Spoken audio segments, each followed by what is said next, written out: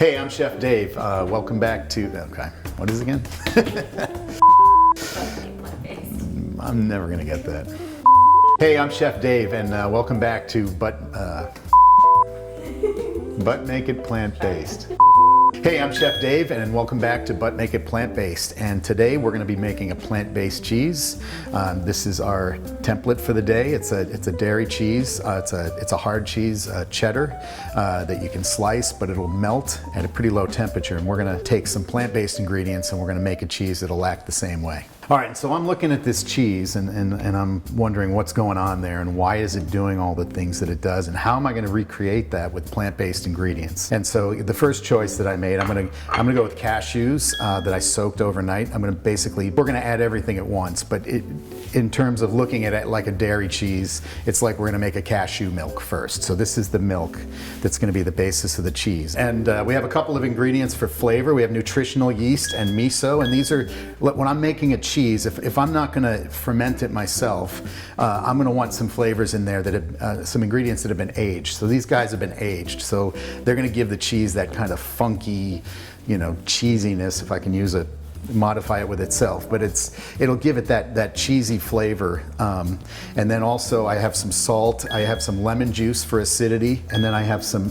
fats, some different fats, and this is a coconut oil, extra virgin red palm oil, and some avocado oil. And that's just, if you broke down the fat content of this cheese, there's many different, there's saturated fats, there's unsaturated, and all of that comes into play with how the meltability of it works. And so I'm trying to kind of mimic that. And then finally I have kind of some textural components. This is agar-agar, which is a sea vegetable, but it's a gelling agent. It works kind of like gelatin, like you're gonna make jello or something. And then also I have some tapioca starch just to thicken it up a little bit. All right, so we're gonna break this down into two parts. There's a bunch of stuff that's gonna go into the blender, and then some of these ingredients, to create the texture, we have to manipulate the ingredients a little bit. So we're gonna do that over at the stove. All right, okay, so here's what we have going in the blender.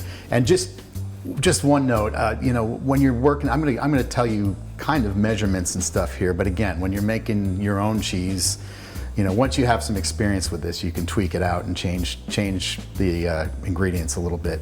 But we'll go with what we have here. So this is the soaked cashews. There's about a cup of them here, and that's going in.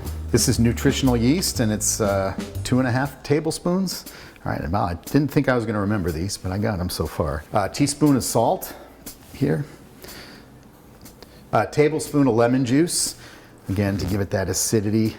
I got some oils here. This is avocado oil. I'm going with, I think, 1/4 of a cup. And then I think we have 2 tablespoons each. This is coconut oil, and this is refined coconut oil. So that's got the coconut flavor eliminated. So unless you want that in your cheese, you want to be careful.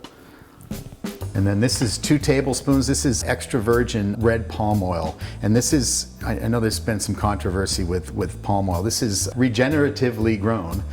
So it's very happy with its environment and ecosystem. So this stuff is really good stuff.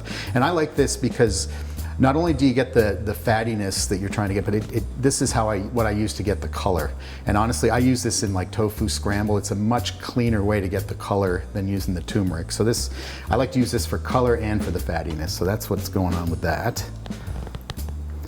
All right. And then finally the miso, which is going to give it a little more saltiness and also that aged flavor that we want.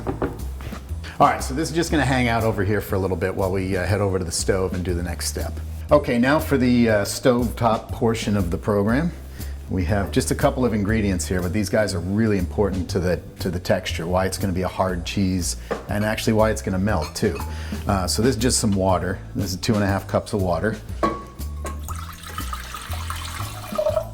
And this is the agar-agar for gelling. We have 3/4 of a cup. It's a lot, but that's gonna melt, you'll see. And then just some tapioca starch, 1.5 tablespoons to thicken it up a little bit. Okay, we're just gonna whisk that all up. We're just gonna bring that up to a boil. You don't have to stir it constantly, you just wanna stir it every once in a while. All right, we're starting to bubble. It's gonna need a Few more minutes here, yeah. You got to get it to a boil, and that's the point where the agar-agar is going to melt, and then you want to just cook it at the boil. You want to simmer it a little bit longer, like a minute or so, just to get the starch so that it thickens completely, and also it'll cook out any starchiness that you would pick up on your palate. All right, this looks like it's about ready to go. It's got a nice simmer going. If you look, the agar has melted. It's got nice and thick. We cooked out the starch for a few minutes, and we're ready to bring that back over to the blender. All right, and we are ready to finish it off. I'm bringing this nice molten hot liquid here, and I'm going to pour it into the blender. You don't want to be too leisurely here. You want to get it while it's hot, so get as much of it as you can out of the pan, and then you just want to get it in here, and you want to get the blender all the way up as quickly as you can. All right, and I'm going to do something here you may not want to do at home, but I'm comfortable doing it. But you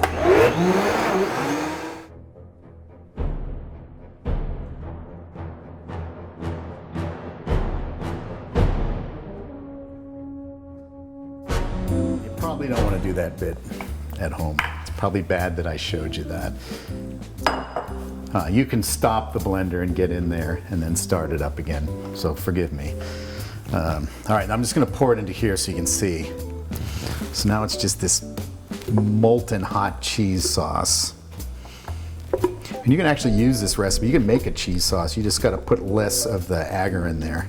All right, so you can see it's a nice thick molten cheese sauce right now, and it's not going to stay that way. When it gets cold, it's going to thicken up and be like a hard block of cheese. But you can cut, so what do we use? We had 3/4 of a cup of agar. You could actually bring that down to maybe, I don't know, maybe 3 tablespoons and make the same recipe, and then you would have a nice cheese sauce, like a mac and cheese or something, if you wanted to do that.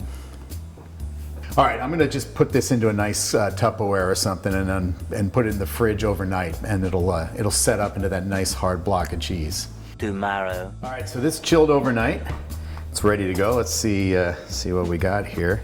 So let's see, maybe it'll just, if I'm lucky, yeah, look at that. All right, flip it over. Nice, it's nice and solid. Yeah, it's a nice block here. Let's see what happens here. Yeah, yep. So there you go. So it's nice piece of cheese, and so it's set up. It's semi-hard. But you can cut slices. So you can cut slices like that. You can cut them thinner, and it'll melt though. So it sets up. It gets nice and hard like a cheese, and then it'll melt in the oven or in the pan. Let me try this way. Yeah, look at that. Very nice slices. So there it is. Thanks so much for watching, but make it plant-based. Like and subscribe to see more videos like this. And drop a comment below to let me know what you want to see next. I'm Chef Dave, and I'll see you next time.